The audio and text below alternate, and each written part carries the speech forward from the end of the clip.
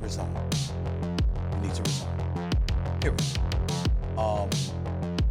Reason I say that, doggy, is because when a player, any player, but especially one of that magnitude, attacks you publicly like that weak-ass statement Commissioner Engelbert gave is not good enough. You should resign. You need to resign. Period. Those were Stephen A. Smith's words, and they weren't said lightly. He dropped the kind of bombshell that shook the entire basketball world, the kind of take that forces even people outside the WNBA to stop and pay attention.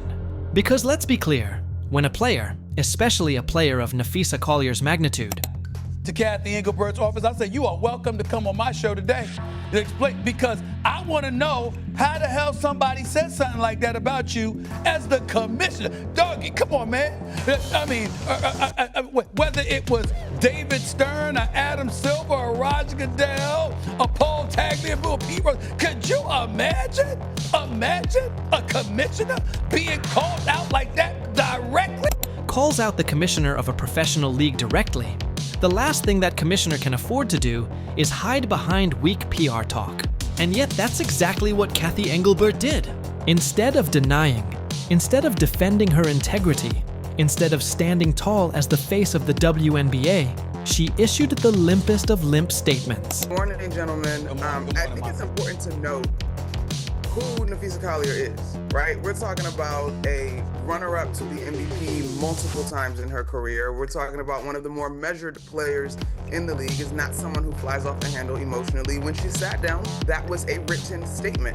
And so I think, to me, I can't help but look ahead to the end of October, gentlemen, in which the current collective bargaining agreement will end for the WNBA. And it seems that these sides are woefully far apart. Across the league, in terms of responses from players, there has been no one that hesitated to back V and stand alongside of her as players, because she is that trusted and regarded that she would not come to the conversation ill-prepared. And Stephen A. wasn't having it. He looked right into the camera and told her what everyone else has been whispering for months. Resign. Step down. Walk away, because you've lost the trust of the very people you're supposed to lead. Now, let's break down why this moment is so explosive. For months, the WNBA has been stuck in chaos. Coaches fined for speaking the truth, players being injured by reckless officiating that goes unchecked, and fans wondering if anyone in leadership actually cares about the product they're watching. But nothing lit the fire like Napheesa Collier's statement. This wasn't some off-the-cuff emotional rant. Could you imagine somebody directing comments and criticisms at you, taking conversations they've had with you directly and telling the world what you said? And did you see that statement Commissioner Engelbert gave?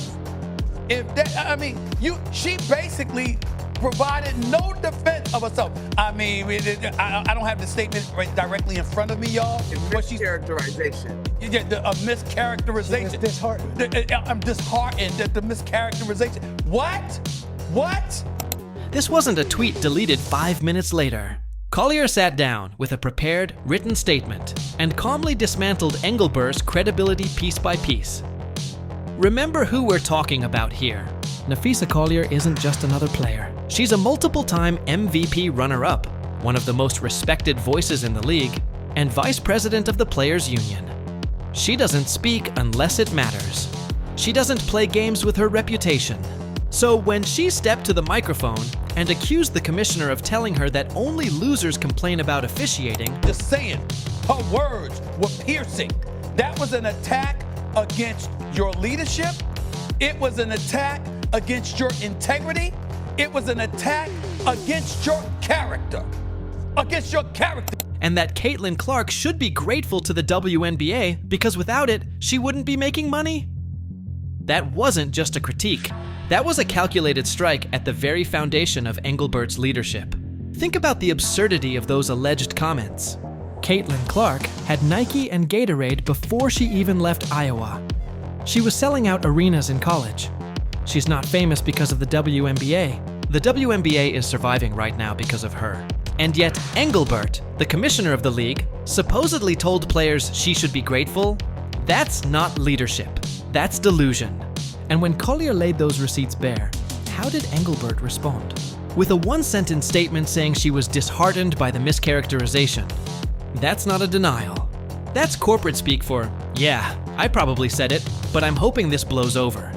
No clarification, no strength, no leadership, just weakness. And that's why Stephen A. came out swinging. He said what other commissioners like David Stern, or Roger Goodell, or Adam Silver would never allow to happen. A direct attack on their credibility without an immediate, forceful response. Stern would have been on TV within hours defending his name. Goodell, hated as he may be, knows how to push back when his authority is challenged. Adam Silver, calm as he is, would never let a player's statement linger in the air unanswered. Engelbert. She looked rattled. She looked powerless. And worst of all, she looked guilty. That's what Stephen A. pointed out. When you don't defend yourself strongly, when you retreat behind buzzwords, you signal to everyone that you don't actually have control. And if you don't have control, you can't negotiate, you can't protect your players, and you can't lead a league. Let's not forget the context. The WNBA has been struggling for decades. Low ratings, financial instability, desperate for stars to carry the brand. Then Caitlin Clark arrived, and everything changed. Suddenly, regular season games were drawing millions of viewers. Indiana Fever tickets were harder to buy than some NBA playoff seats. Clark turned the WNBA into a nightly cultural event. And instead of protecting her, instead of building around her, Engelbert has let referees practically mug her on national television. Coaches who dare point it out get slapped with fines. That's Engelbert's leadership legacy. Incompetence wrapped in arrogance. Stephen A.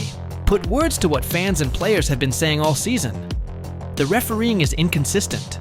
The physicality crosses the line from tough basketball into borderline assault. And instead of protecting the league's biggest star, Engelbert pats herself on the back for signing a media rights deal.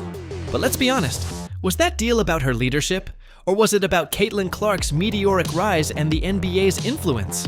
Without Clark breaking viewership records, does ESPN or CBS still pony up billions? Doubtful. That deal looks more like a corporate favor to Adam Silver than Engelbert's business genius. Let's go even deeper into why Stephen A. Smith's call for Cathy Engelbert's resignation is the loudest alarm bell the WNBA has faced in years. Because make no mistake, this wasn't just a hot take meant to fill airtime. This was a direct, deliberate statement from the most powerful voice in sports media, and it carried the weight of players, fans, and executives all at once. Stephen A. didn't say Engelbert was struggling. He didn't say she needed to do better. He said point blank, resign. You're unfit to lead. And the timing makes this even more devastating. The WNBA's collective bargaining agreement is expiring at the end of October. Negotiations are already shaping up to be contentious. Players are more empowered, more united, and more outspoken than ever before.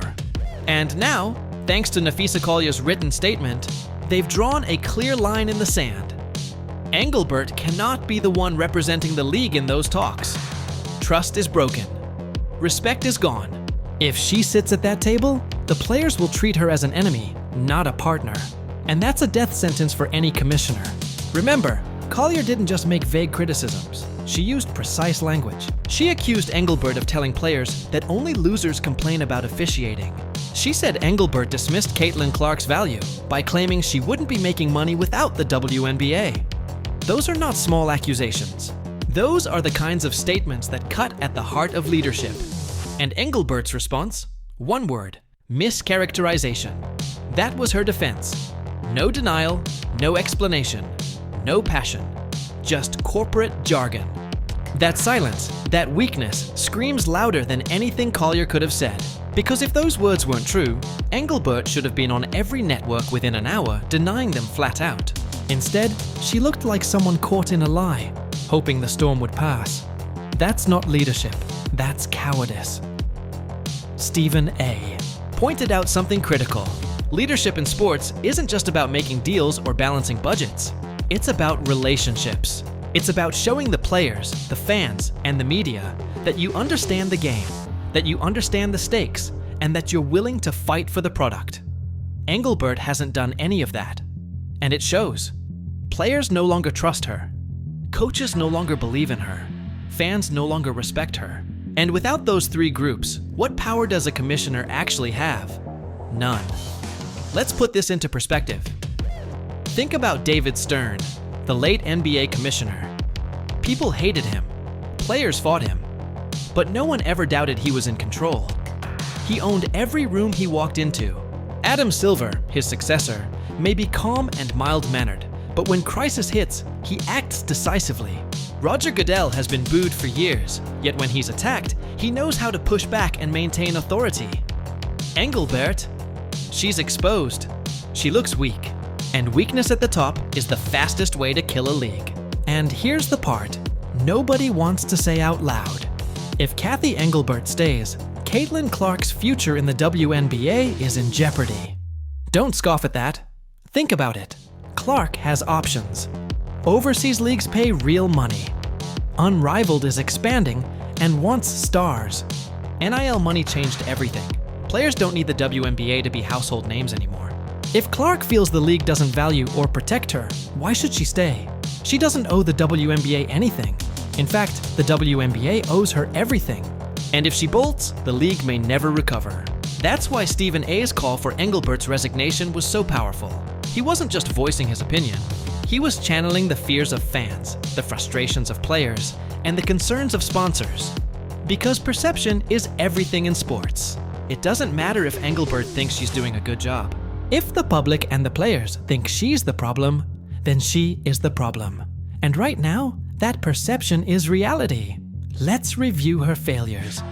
Officiating has been abysmal.